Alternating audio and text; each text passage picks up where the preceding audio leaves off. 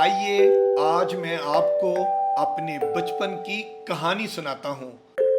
कहानी शुरू होती है पाकिस्तान के दिल लाहौर और उसका शेरांवाला गेट, जिसके सामने मोहल्ला हबीबगंज वाक़या है। इस मोहल्ले का एक घर मकान नंबर 13 गली नंबर 15 है, जहां अमीन हफीज 17 फरवरी 1962 में पैदा हुए। मकान नंबर 13 गली नंबर 15 मोहल्ला हबीबगंज, ये है अमीन हफीज का आबाई घर और यही है अमीन हफीज की जय पैदाइश।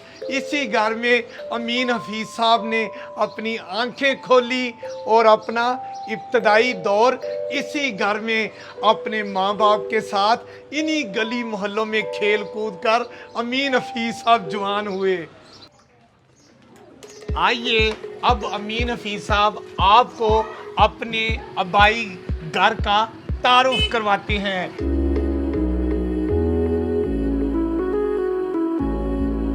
ये मरकजी दरवाज़ा आपने देखा और इस दरवाजे के दोनों तरफ छोटी छोटी थरियाँ होती थी और यहाँ पर मेरी वालिदा मोहतरमा अल्लाह उनको जन्नत नसीब करे, वो यहाँ पर बैठा करती थी और ये सतह ज़मीन से तकरीबन 2.5 फुट ऊंची होती थी। अब ये थरी जो है वो सतह ज़मीन के तकरीबन 2 इंच ऊपर बाकी रह गई है। ये घर जो पहले सतह ज़मीन से 3 स्टेप ऊंचा हुआ करता था, अब ये घर तकरीबन 2 स्टेप या ये आप सेफली कह सकते हैं कि 1.5 स्टेप नीचे चला गया है। इस घर के अंदर क्या क्या कुछ है अमीन हफीज साहब आपको सब कुछ बताएंगे। मेरे साथ आप चलते हैं। घर में एंटर होते ही ये छोटा सा, इसको आप कह लें सेहन, और उसके बाद ये है किचन। आज अगरचे यहाँ पर सुई गैस का चूल्हा पड़ा हुआ है और ये तवा पड़ा हुआ है, लेकिन यहीं पर ये जो एक किचन था, मेरी वालिदा मोहतरमा यहाँ पर हमारे लिए खाना तैयार किया करती थी और रोटियाँ भी ताज़ा गर्मो गर्म ऐसी रोटियाँ होती थी जो कई घंटे तक नरम रहती थी। मेरे वालिद मोहतरम की नशिस्त यहाँ पर होती थी और वो यहाँ पर बैठकर गर्मो गर्म तवे से उतरने वाली रोटी तनावल किया करते थे। उसके बाद मैं आपको बताता हूँ, ये कमरा हमारा था और इसमें हम यहाँ पर रिहाइश पजीर थे। मैंने आपको ये बताना था कि ये जो 4 मरले का हमारा आबाई घर है, इसमें हम मेरे मामू, मेरे खालाएँ और हम सब कंबाइंड फैमिली की सूरत में यहाँ पर रहते थे और इस घर के 2 कमरे और 1 किचन हमारे पास ज़ेरे इस्तेमाल था। लेकिन मेरी वालिदा की ये ख्वाहिश थी कि वो अपनी ज़िंदगी में अपने बच्चों के लिए एक अलग से घर बनाएं। उसके लिए उन्होंने बड़ी जद्दोजहद की, कमेटियाँ डाली और फिर वो वक्त आया जब इसी मोहल्ले में मेरी वालिदा ने एक अपना बड़ा खूबसूरत सा घर जो है वो अपनी ज़िंदगी में ही बनाने में मेरे वालिदैन कामयाब हो गए और मेरी वालिदा ने उस घर में कदम कदम पर बोसे दिए कि अल्लाह ने उनकी ज़िंदगी में उनका अपने घर का ख्वाब पूरा किया। अब आप मेरे साथ हैं, मैं आपको वो घर दिखाता हूँ जो मेरे वालिदैन ने बनाया और फिर हमने इस घर से निकलकर अपनी बाकी ज़िंदगी उस घर में गुजारी। मेरे साथ हैं, मैं आपको वो घर दिखाता हूँ, वो भी इसी हबीबगंज में वाक़या है।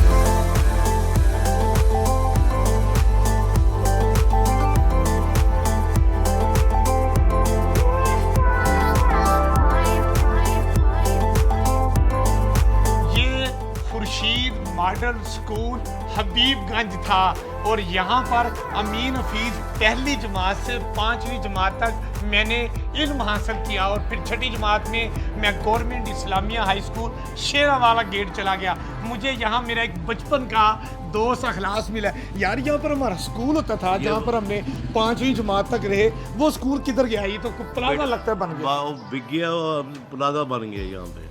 अच्छा, तो क्या क्या अब यहाँ पर है? यहाँ पर 4 फ्लैट बन गए हैं, तो 3 दुकानें बन गई हैं। तो वो स्कूल जो हमारा बचपन की यादों वाला स्कूल था, खत्म खुर्शीद हो- मॉडल स्कूल हबीबगंज, ख़त्म हो गए जी वो ख़त्म हो गया। देखिए ये मेरा बचपन का प्यारा दोस्त कह रहा है कि ये जो स्कूल जहाँ से मैंने और इसने 5वीं जमात तक इल्म हासिल किया, वो स्कूल ख़त्म हो गया और उसकी जगह पर ये प्लाजा तमीर हो गया।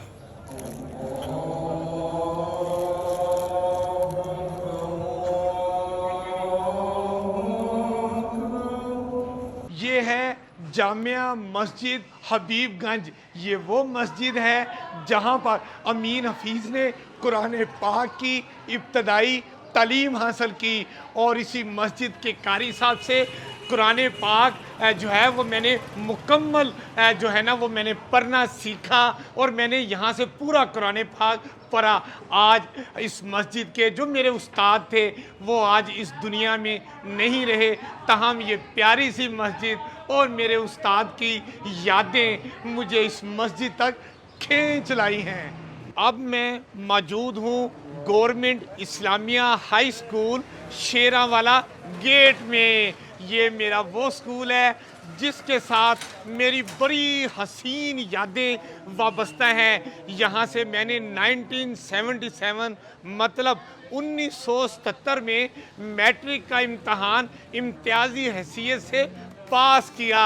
इस स्कूल के साथ मेरी क्या क्या बातें मुझे अपने असातिज़ा, मुझे अपने स्कूल की जो क्लासरूम है, इसकी ग्राउंड्स हैं, मुझे आज भी ये स्कूल बहुत याद आता है। और ये स्कूल लाहौर के जो 12 दरवाजे हैं उनमें एक दरवाज़ा शेरांवाला गेट के साथ बिल्कुल ये Islamia high school Sheranwala gate जो है वो मौजूद है।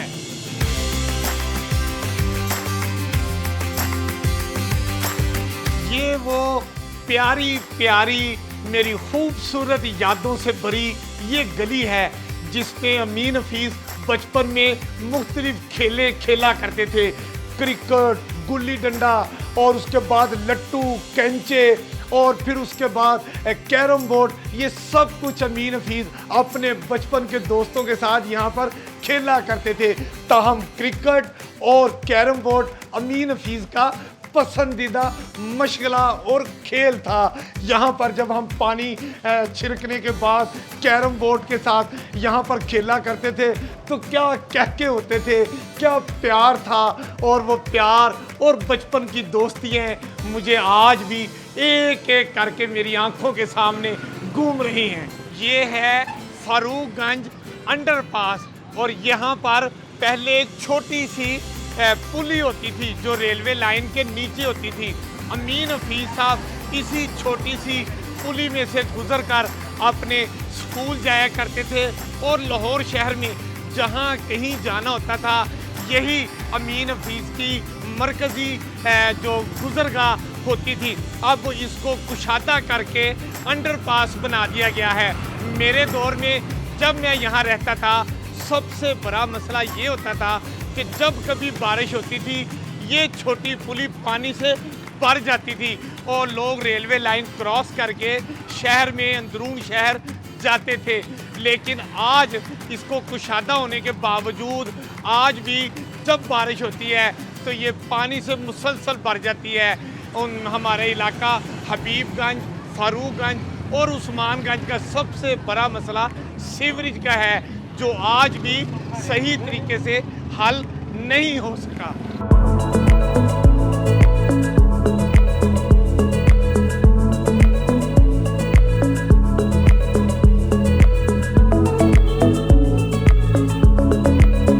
मैं बचपन से ही इलाके की वेलफेयर और मुख्तलिफ सेहतमंद सरगर्मियों में बढ़ चढ़ कर हिस्सा लेता रहा। सिविल डिफेंस का हिस्सा बना तो टाउन हॉल लाहौर में 6 सितंबर यौम दिफा की परेड की कमांड करने का एजाज़ मिला। अपने इलाके में अल मुजाहिद वेलफेयर कौंसल बनाई। तारिक भट्ट, मोहम्मद अरशद, गुलाम मुस्तफ़ा, शाहिद महमूद, मोहम्मद अफजाल और मोहम्मद असलम के साथ मिलकर इलाके की फलाह व बहबूद के काम किए। जामिया नईमिया के साबिक़ सरबरा मौलाना मोहम्मद हुसैन नईमी ने मेरी इन्हीं खिदमात के सिले में मुझे बेहतरीन सोशल वर्कर के अवार्ड से नवाजा। ये हबीबगंज का मरकज़ी बाज़ार है ये वो बाजार है जहाँ पर अमीन हफीज़ का बचपन गुजरा। मतलब मुझे सब्ज़ी लेनी हो, मुझे गोश्त लेना हो, दूध दही लेना हो, मुझे अपने घर की ग्रॉसरी लेनी हो, मैं सब कुछ इसी बाज़ार हबीबगंज की दुकानों से ख़रीदा करता था। आज मैं इन दुकानदारों को देख रहा हूँ, इनमें से मुझे कोई दुकानदार अपने बचपन का नज़र नहीं आ रहा। लगता यह है कि शायद इन दुकानों के जो दुकानदार हैं अब उनकी औलाद में से ये दुकानें चला रहे हैं, लेकिन दुकानें वही सारी यहाँ पर मौजूद हैं जहाँ से अमीन हफीज़ अपने बचपन में सामान खरीदा करते थे। आइए अब मैं आपको वो घर दिखाता हूँ जो मेरे माँ बाप ने बनाया, जो मेरे माँ बाप के ख्वाबों की ताबीर है। मेरे माँ बाप कहते थे कि वो अपनी ज़िंदगी में अपनी औलाद के लिए एक अलग इंडिपेंडेंट घर बनाना चाहते हैं। ये देखिए कितना प्यारा घर है, ये 3 मंजिला घर, इतना खूबसूरत, जो मेरे माँ बाप ने अपनी हसरत भरी जो ख्वाहिशात थी उसको पूरा किया और ये घर बनाया। घर कैसा है आप मेरे साथ आए, हम आपको घर का तारुफ कराते हैं।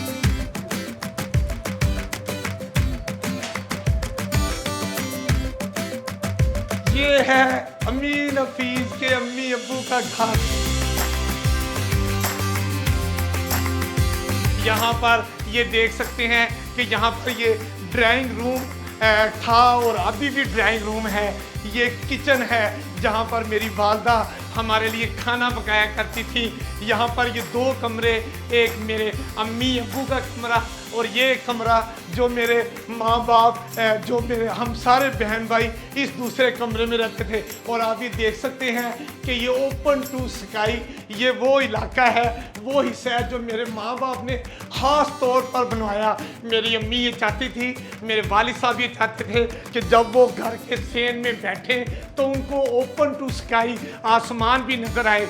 यहाँ पर मेरे जो एक बड़ा तख्त पोश होता था और यहाँ पर मेरी वालदा ज़्यादा टाइम गुजारा करती थी। और अगर मेरी वालदा को आराम करना होता था तो वो भी यहीं पर आराम करती थी। इस वक्त मेरी वालदा की जो तस्वीर है वो भी इस घर पे बड़े नुमाया तौर पर लगी हुई है। और इस घर में इस वक्त मेरे बड़े भाई नईम हफीज़ रह रहे हैं अपने बच्चों के साथ। जिस कमरे में मेरे वालिद और वालदा रहती थी उसमें मेरे भाई रह रहे हैं, और जिस कमरे में हम सारे बहन भाई रहते थे उसमें नईम भाईजान के बच्चे रह रहे हैं। अल्लाह ताला नईम भाईजान को सेहत और तंदुरुस्ती दे।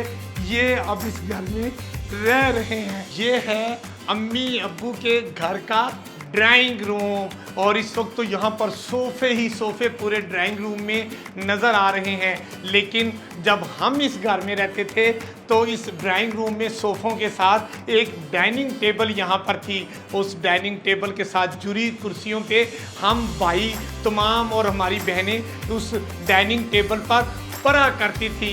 डाइनिंग टेबल ही हमारी स्टडी रूम भी था और स्टडी टेबल भी।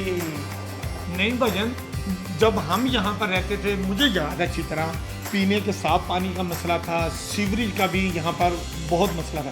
इस वक्त क्या सूरत हाल है हबीबगंज में? बेटा ये आपके दौर के और आज के दौर में 20 साल का फ़र्क है। बिल्कुल। लेकिन ये है कि एज इट इज़ जो पहले था वही यही है। जो नलके में पानी आता है वो बदबूदार, उसमें कीड़े भी आते हैं। हर महीने हमें टैंकियाँ जो है साफ़ करवानी पड़ती हैं, नहीं तो वो पानी जो है इतना बदबूदार और गंदा और कीड़े उसमें आते हैं कि वो हम पानी घर में इस्तेमाल नहीं कर सकते। पानी इस्तेमाल करने के लिए हमें बाहर से हायर करना पड़ता है। वो पानी बाहर से लेने वाला फिल्ट्रेशन प्लांट्स ले आते और हैं। सीवरेज का क्या मसला है? गवर्नमेंट से लेते हैं। बाकी जो रहेगा सीवरेज के पहले भी वही जो मसला था। अब भी बारिश होती है तो 1 हफ्ता पानी जो है हमारी गली से ख़त्म नहीं होता।